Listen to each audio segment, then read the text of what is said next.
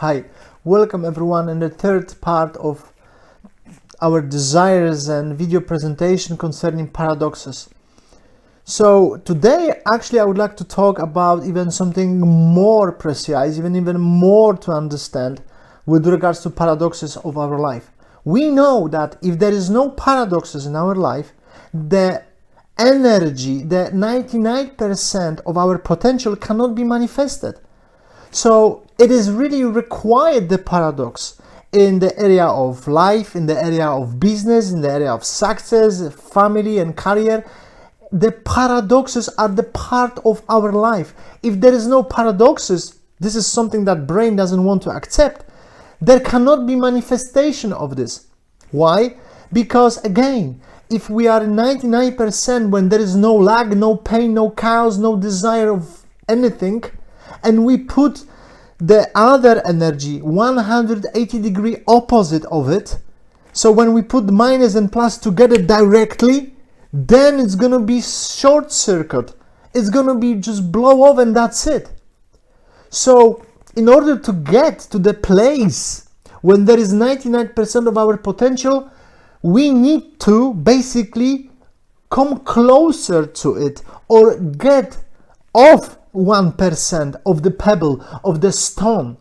So if we, let's say, see an apple, we see the apple, but we don't see the cobs, we don't see the seed inside it. All what we see, all what we want, all what we desire is apple, not the seed. We don't know that in the seed is 99% of all information, so the apple is ready, so the apple is desired. We just want more apples. We don't want more seeds. But can apple itself create another apple without the seed? No. It's the same with the tree. Okay, we just want the tree. The tree itself what can do? Okay, a branch can grow from the tree, but tree cannot kind of reborn another tree. We need a seed. But all what we want is the tree. All what we want is more apples. All what we want is this world. But if we are on this world, on this physical world, and we desire this one, and we believe in this illusion, it is illusion.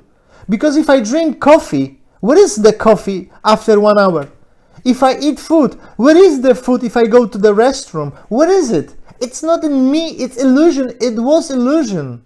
And therefore, other things in our life, it's illusion too. We just don't see, we just don't perceive this as an illusion. We just desire this 1%. And if we desire this 1%, then we don't fulfill. We don't feel happy. We just need more. So let's talk today about another desire, I would say, or another paradox, even more difficult than the previous one. So we know that in order to get 100%, we should get 99%. In order to get 99%, we should be further away from Malchut, from 1%. So what does this mean in our life? It means that if we have a business, and to our business will come to a person and buy something for $1, are we feel successful? Are we feel fulfilled? Not at all. But if approach a client and buys 50% or 70% out of our stock, all of it, are we happy? Of course we feel happy. Of course we want to take the money. And of course we feel fulfilled because for this amount of money I can buy this, or have this and that. Now, the paradox here belongs to a place where the money we get and when the money we have, we should say no to it. We should feel, okay, I get the money, I am grateful for the money, but what I feel is I don't want them. I need to take care of them, I need to do something with them, but I don't want them. I don't want more apples. I don't desire apples. I should desire the seed, because by the seed I can have more apples. But I don't want a seed, I want apples. So the problem is that there is a paradox, because the paradox is when we get $1, we are not grateful. We don't want to accept $1. We just don't want it. We want a $100 million accept. But when we get the $100 million, we should say no, and we should feel no. Therefore, it's much easier to say before we don't have something which is material. Why? It's easier to promise, I will give you $100 million if I have 10. But it's so easy and so difficult when we get it. Because when we get it in a physical world, and we have another desires to spend the money on something else, it's so difficult because we believe that this is it. We believe that this is everything what we need. We believe that this is what we really gives us happiness. We believe that. We feel that. It's emotion. It's the taste. It's the touch. And therefore we cannot get 99%. Therefore we cannot get fulfilled. So what really is the restriction for us? What really we should work on us? To get closer to 99%, to get closer to the light, to get closer to this energy. What is it? Is it that we should give more away? Give more to other people? Give more to our family, friends, neighbors, and other people? This is what we should do? Of course, if we take it for ourselves only alone, it's 1%. We are in the middle. We are the pebble. We are the stone. If we say, I will receive, or I open the business to give other people, it's the first wave out of the stone, out of the pebble, the first wave. But the wave is still small. We want the big wave. We want the huge wave. The biggest, right? So, what is the direction? What should we do? Because of course it's better to do for someone else. If I sell windows, for example, it's better to sell a window not only because I want to sell the window and take the money, but if I feel that the person is really grateful and he appreciated that he bought these windows from me, and he has in his house, and I feel content, that's much better than only for myself alone. But further away from malchut, it's more difficult, I would say, right? It's more difficult for us. It's more difficult to get closer to 99%. It's more difficult, or it's more difficult to appreciate this. So, you see, let's talk now about our desires. When we get our desire, it doesn't mean that we shouldn't fulfill them. We should fulfill them all, because in the past, in Ein Sof, before we came to this malchut, we had all of it, but we didn't pay for them. So it doesn't mean that we shouldn't have the success. It doesn't mean that we shouldn't have this money. We should have everything. But the desire we get, we should reject. We should reject the desire. We shouldn't analyze these desires only. Because you see, let's get back to my first video pertaining the paradoxes. We experience something. We experience pain in work. We experience pain in home. We experience pain, different issue with other people. We feel it's not right. We feel that. We really feel, and what do we want then? We analyze. We want to analyze. This is right, this is not. This is okay, this is not. This happened because of this. Why we need to analyze? We want to analyze because we want to get more from that. Because we want to get more from that. Therefore, we want to analyze.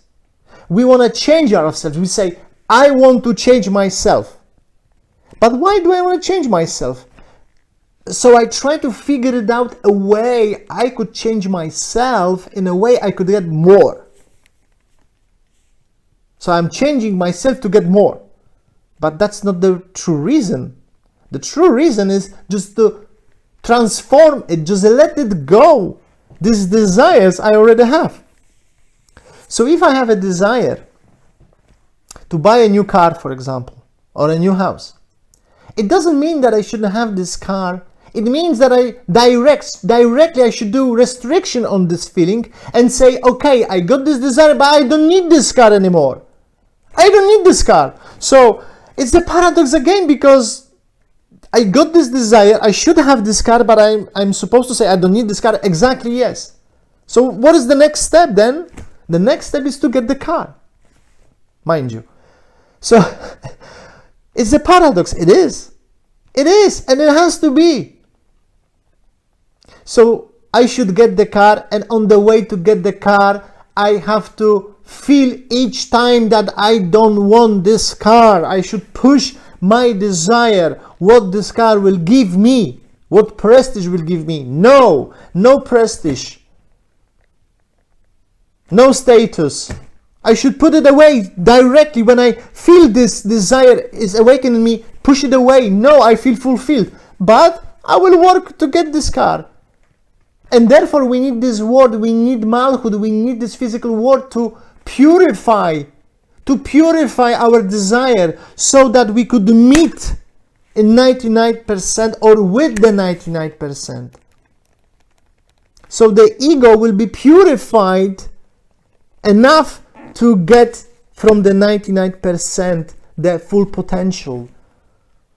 Therefore, if we just sit on this chair and do nothing, if I just sit, it will come me anywhere. It will catch me anyway. It's called Mesach Dehurik. Dehurik. It will come anyway. It will come to catch me. It will. And it will come. And I will have problems to reject, to do restriction. So the first job, the really serious job, it's not to help others. It's not to show off that I am helping. It's okay. It's better than just to do it for myself. It's a good try. Of course, I'm talking to myself as well. But if I have this desire, whatever there is, pain, situation that I'm afraid of, feeling, lack, whatever there is, financial status, whatever, transform it right away. No, I feel fulfilled. I feel fulfilled. I feel fulfilled. I feel fulfilled. Don't analyze this. Oh, okay, so what is good? What is bad? What should I do? What I shouldn't do? Because why I'm doing this? Why I'm doing this? Why I'm doing this to myself? I do restriction, yeah, by asking, but what kind of asking is that? It's just a little bit. And if I get the answer, I will change only a bit of this desire, and the rest will stay. So my job, our job, is to do the restriction of the desire we have, and we don't want to change because we are afraid of. And this is true giving, and this is purifying ourselves, and this is joining with the 99 potential. And this is our true work. This is our true work, to place to the wave which has the biggest impact. And I hope this video presentation help you to understand that in every part of our life, every area of our life need to be paradoxes. Need to be paradoxes. So perhaps you will have to watch this many times in order to figure it out what it is. But that is the way of dealing and with our life, and that is the way we should proceed on a regular basis. I hope this video presentation give you some understanding and give you support in the future and in the action you are going to do. All the best.